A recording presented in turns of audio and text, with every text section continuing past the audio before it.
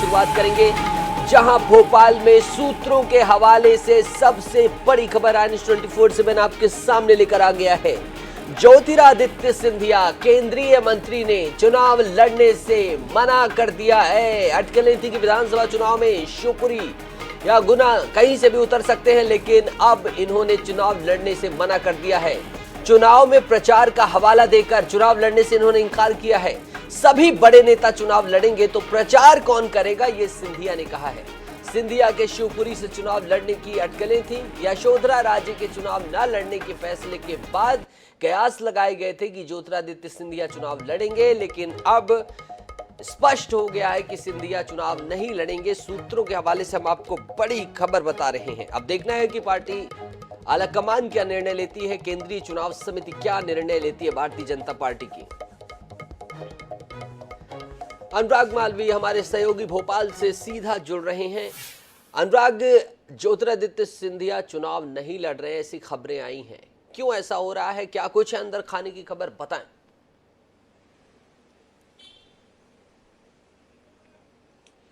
देखिए, बहुत स्पष्ट रूप से इस चीज को हमको समझना पड़ेगा कि जिस तरह की ये परिस्थितियां बनी हैं, उसमें जो सबसे बड़ी बात थी वो ये थी कि ज्योतिरादित्य सिंधिया जो हैं वो पहली, दूसरी, तीसरी, चौथी चारों फहरिस्त में या चारों लिस्ट में उनका नाम नहीं था, जबकि नरेंद्र सिंह तोमर से लेके शिवराज सिंह चौहान अलग अलग सूचियों में सभी बड़े दिग्गजों के नाम है। उसके बाद में ये माना गया कि ज्योतिरादित्य सिंधिया चुनाव नहीं लड़ेंगे, लेकिन उसी बीच एक और घटनाक्रम हुआ था जब यशोधरा राजे सिंधिया जो हैं उन्होंने तो मना कर दिया चुनाव लड़ने से। उसके बाद फिर से अटकलें लगने लगी कि ज्योतिरादित्य सिंधिया चुनाव लड़ेंगे।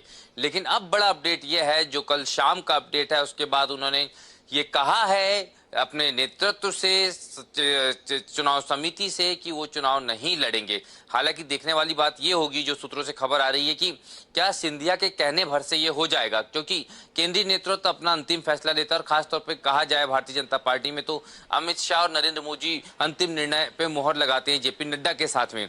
तो क्या उन्होंने जो कहा है उस पर मोहर लगती है या नहीं, लेकिन फिलहाल उनकी इच्छा चुनाव लड़ने की नहीं है। ये उन्होंने अपने समर्थकों को भी कहा है और कहीं ना कहीं दिग्गज नेताओं को भी कहा है, जिम्मेदार नेताओं को भी कहा है।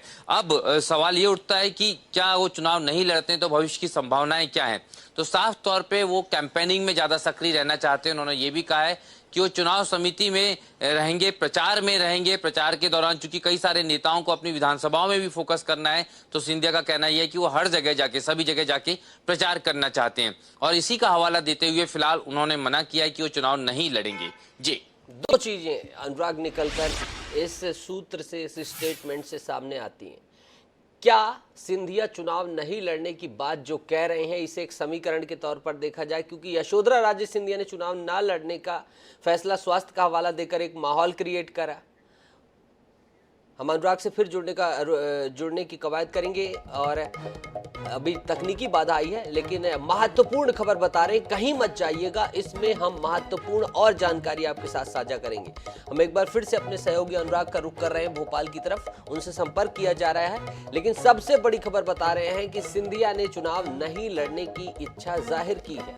सिंधिया ने बोला है कि मैं चुनाव प्रचार में ज्यादा सक्रिय रहना चाहता हूं। इस बयान के क्या है मायने, क्या इसका संपूर्ण प्रभाव पड़ेगा ग्वालियर चंबल की राजनीति में, तमाम दिग्गजों के साथ क्या कुछ निर्णय लिया जाएगा, ये भी देखना अहम होगा। हम अनुराग के साथ एक बार फिर से उनसे जुड़ने की कोशिश कर रहे हैं और जानेंगे कि क्या कुछ अंदर खाने की खबर है।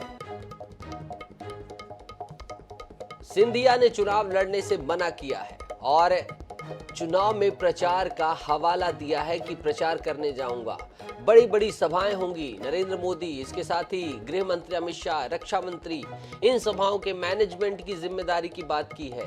तमाम तरह की सिंधिया ने बातें कह के हवाला दिया है कि चुनाव वो नहीं लड़ेंगे। अनुराग एक बार फिर हमारे साथ जुड़ गए, हम उनका रुख करेंगे। अनुराग, मैं अपनी बात पर वापस आता हूं। जैसा कि सिंधिया ने बोला कि चुनाव नहीं लड़ूंगा और अब ये खबर प्रमुखता से बाहर निकली, कहीं ऐसा तो नहीं है कि सिंधिया अपनी तरफ से ये स्टेटमेंट देकर जो यशोधरा राजे सिंधिया कहीं ना कहीं अप्रत्यक्ष रूप से अगर 19-20 होता है तो उसे न्यूट्रल करने की कोशिश कर रहे हैं, उस मुद्दे को न्यूट्रलाइज करने की कोशिश कर रहे हैं कि कभी अगर भविष्य में आला कमान उनको टिकट देता है तो वो तो बोल सकते हैं कि मेरी इच्छा नहीं है, नंबर 1। दूसरा, अनुराग, अगर सिंधिया नहीं लड़ते हैं तो फिर कौन? यशोधरा राजे सिंधिया क्या फिर से एंट्री ले सकते हैं, या फिर क्या होगा उस स्थिति में विकल्प?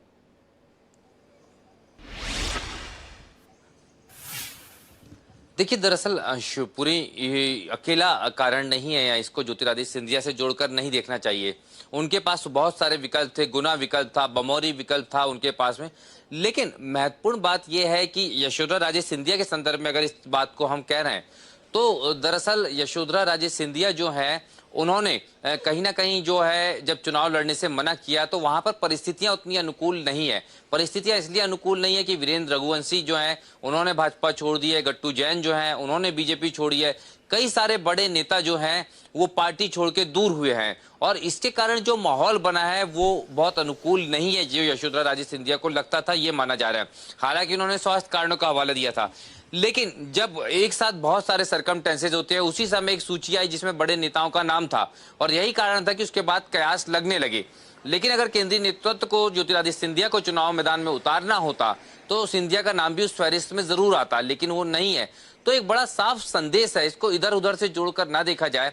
और स्पष्ट रूप से ज्योतिरादित्य सिंधिया भी यही चाहते थे कि उनको कारण ना बनाया जाए शिवपुरी से यशोधरा राजे सिंधिया के चुनाव ना लड़ने का। तो यह उन्होंने स्पष्ट करने की भी कोशिश की है, और साथ में ये भी तय करने की कोशिश की है कि फिलहाल वो चुनाव नहीं लड़ना चाहते या चुनाव नहीं लड़ रहे हैं। ये मैसेज भी उन्होंने इसके साथ दे दिया है। नीतीश, अनुराग, एक और महत्वपूर्ण चीज, जैसे कि आपने बोला, कहीं ना कहीं उन्होंने संदेश तो देने की कोशिश की कि यशोधरा राजे की जगह मैं नहीं जाऊंगा। एक चीज और महत्वपूर्ण है, 4 मंत्री जो सिंधिया खेमे के थे, अभी तक उनको लेकर असमंजस की स्थिति है। ज्यादातर ये चांसेस बन रहे हैं कि उन्हें टिकट ना दिया जाए। अभी हम दावा नहीं कर रहे हैं, लेकिन असमंजस की स्थिति है। क्या ज्योतिरादित्य अपने चुनाव ना लड़ने को उससे भी बैलेंस कर सकते हैं, क्योंकि वो भी एक कुशल राजनीतिज्ञ हैं, कि अगर 19-20 होती है उनकी टिकट देने में, तो ज्योतिरादित्य सिंधिया ये भी नहीं है कि मैं आगे आकर चुनाव लड़ गया, आप लोगों को टिकट नहीं मिली। तो उस सिचुएशन को भी बैलेंस करने का कहीं ना कहीं इसमें समीकरण दिख रहा है। बहुत महत्वपूर्ण बात है नीतीश, और कहीं ना कहीं ये इसको स्वीकार भी करना होगा, क्योंकि देखिए ज्योतिरादित्य सिंधिया के बहुत करीबी हैं जिन लोगों के टिकट फिलहाल कटने की पूरी संभावना है, भले ही वो कारण व्यक्तिगत हो या उनका विधानसभाओं में परफॉर्मेंस हो। लेकिन चूंकि ये माना जाता है कि जो सिंधिया के साथ लोग गए हैं उनका टिकट दिलाने की जिम्मेदारी सिंधिया की है, और ये भी माना गया था कि जब वो कांग्रेस छोड़ के भाजपा में आए थे तभी ये कहा गया था कि उनको 23 में भी टिकट जरूर दिया जाएगा, लेकिन परफॉर्मेंस के आधार पे जो है इनको टिकट नहीं दिया जा रहा।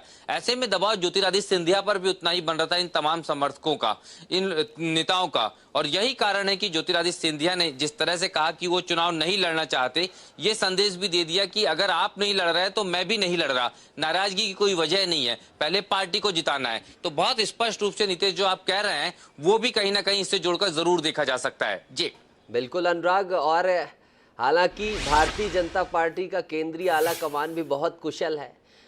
ज्योतिरादित्य सिंधिया को भी वो अगर सोच के उन्होंने रखा होगा कि उन्हें चुनावी मैदान में उतारना है तो फिर उतारेंगे ही, क्योंकि भारतीय जनता पार्टी का जो आला कैडर है वो निर्णय लेता है, वो होता ही है। बहरहाल अनुराग, इस महत्वपूर्ण अहम जानकारी और विश्लेषण के लिए आपका बहुत बहुत शुक्रिया। भविष्य में अब ये चीज है कि क्या होता है, लेकिन अभी की जो ताजा अपडेट है, अभी का जो सियासी समीकरण है, वो NH24/7 के दर्शकों को हमने बताया कि क्या वजह है कि ज्योतिरादित्य सिंधिया मैदान में आने से कतरा रहे हैं। अगर कतरा नहीं रहे तो क्या अप्रत्यक्ष रूप से संदेश देना चाह रहे हैं? बहरहाल